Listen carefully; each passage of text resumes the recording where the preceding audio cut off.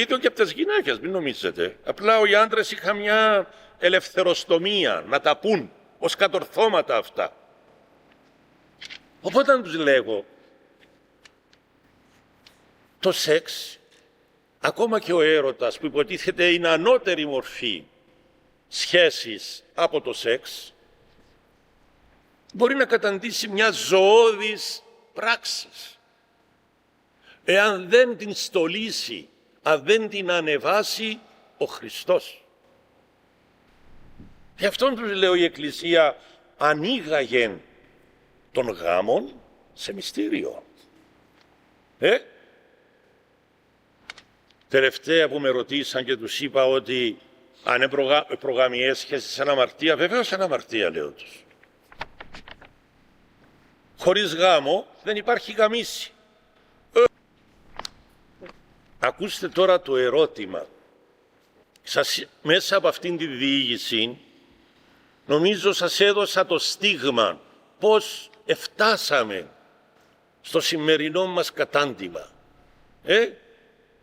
Και να νομίζουμε ότι με ένα μαθηματάκι που θα γίνει, λοιπόν, με τις πλέον καλές προϋποθέσεις κατά την ευλαβεστά την κυρία Υπουργών Παιδείας, σας λέω με τις καλύτερες των προϋποθέσεων, ας υποθέσουμε,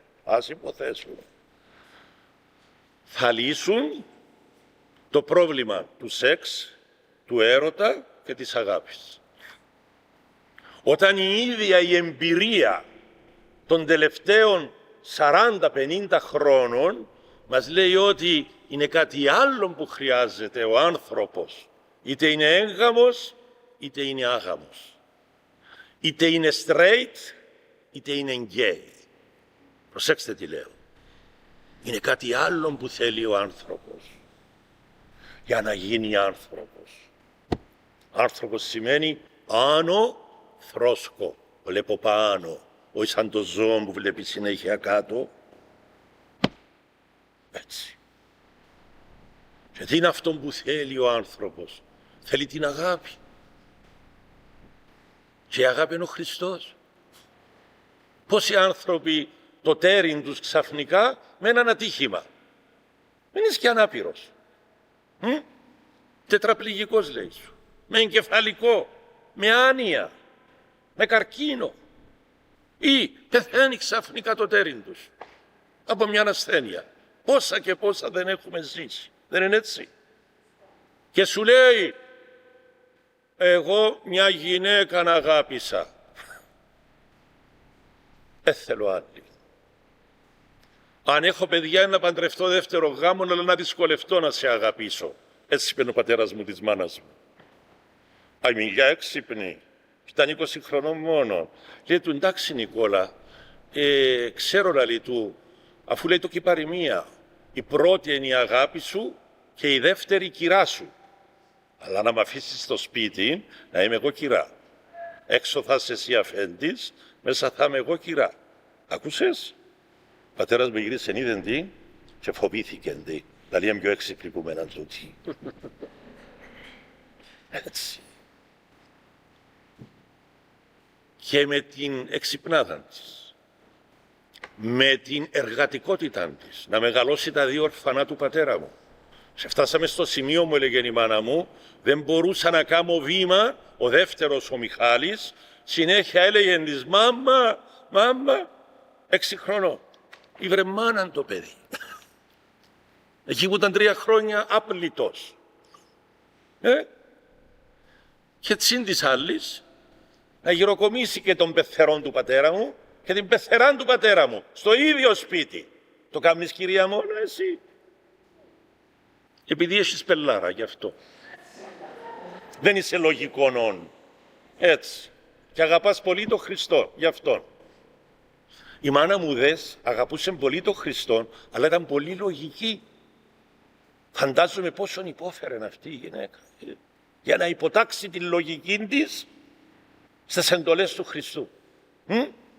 Δύσκολη υπόθεση αυτό. Τελικά τα κατάφερε.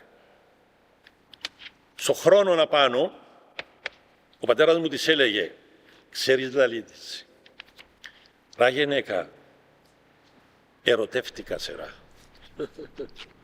Αλλά λαλή της, όχι όπως ερωτεύτηκα τη Φροσού, την πρώτη γυναίκα. Ερωτεύτηκα τον νου σου πρώτα λαλή της. Πόσον ο άντρας θέλει δίπλα του μια νούσιμη γυναίκα. Παπάδες, όλοι τους, αν είναι καλοί παπάδες, ξέρουν το που πρώτο χέρι τούτο. Είναι καλοί παπάδες γιατί έχουν καλή στην παπαδιά. Κόφει ο νους της, κοψονούρα, λέγεται η μάνα μου. Ποιος θα τα πει αυτά των παιδιών, πέστε μου. Ο καθηγητής της σεξολογίας, της ερωτολογίας ή της αγαπολογίας. Ποιος θα τους τα πει αυτά. Και αν δεν είχα την εμπειρία νίκη μου, που την Μυγιά, που την Μυροφόρα, που τον Άγιον Ιάκωβο, που τον Άγιον Ευμένιο, που τον Άγιον Παΐσιο, που τον Μέγαν Επιστήμονα που είπαμε τον Πορφύριο. Και κάμπος στανούς που εγνώρισα στις Πέτσες, που εγνώρισα στη φοιτητική εστία, ύστερα στη Λάρνακα που επία, εμπορούσα να σταθώ μέσα στην αίθουσα διδασκαλίας του Λυκείου. Ξέρετε ένας δεσπότης όταν τους είπα ότι έτσι κάνω τι μου είπε. Καλά ρε νεόφιτε μου λέει, κι ας σ' αρετήσουν για το αυτοκίνητο σου γιατί να είναι 100.000, τι θα τους απαντήσεις. Συγγνώμη, το λέω το αυτοκίνητο μεταχειρισμένο. Και έναν που είναι καλό, είναι, τους λέω, καμιά 35.000 δώρων του Μητροπολίτη Κικού.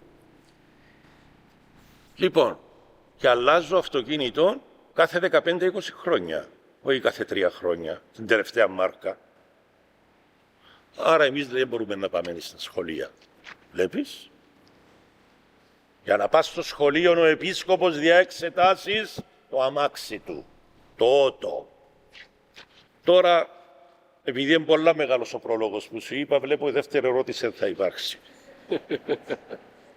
Η ερώτηση θα την κάνω εγώ και θα απαντήσει πρώτα ο κύριος Λέμπος.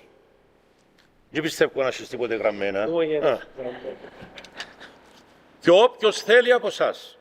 Γιατί εσείς είστε οι πατεράδες, εσείς είστε οι μανάδες. Έτσι. Εγώ μπορούσα να πηγαίνω στα σχολεία και να τους λέω, παιδιά, να σας μάθω να προσεύχεστε Κύριε Ιησού Χριστέ, λέει σώμε. Τα άλλα με ενδιαφέρουν εμένα. Δεν είναι των παπάδων δουλειές αυτά. Τι ωραία. Αναχωρητής στην εγκλήστρα μου και εσείς να κολλάζεστε. Και κατά τα άλλα είμαι πατέρας. Τι ωραία πράγματα. Αυτά όλα τα προβλήματα που βλέπετε ξεκινούν από τους δεσποτάδες πρώτα. Όχι από την Υπουργό Παιδείας, όχι από τον Αναστασιάδη και τον Χριστοδουλίδη και τον Χριστόφια. Από τους επισκόπους. Αφήσαμε τα παιδιά μόνα τους, ακατήχητα, χρόνια τώρα. Να τα κατηχεί το διαδίκτυο. Να τα κατηχεί η κάθε κομματική οργάνωση, ο κάθε ανώμαλος, μετά το διαδίκτυο και ξαφνικά ήρθε μας η σεξουαλική διαπαιδαγώγηση. Τι ωραία λέξη κυπριακή, που πάνω πρίτσι. Δηλαδή πρώτα έδωσαμε τους την πρίκα, αφήκαμε την πρίκα να τη δώσουν άλλοι και ήρθαμε κι εμείς τώρα οι λογικοί, οι Ευρωπαίοι, με εντολή της Ευρωπαϊκής Ένωσης, να μάθουμε και τα παιδιά μας σεξουαλική διαπαιδαγώγηση. Ντροπή μας.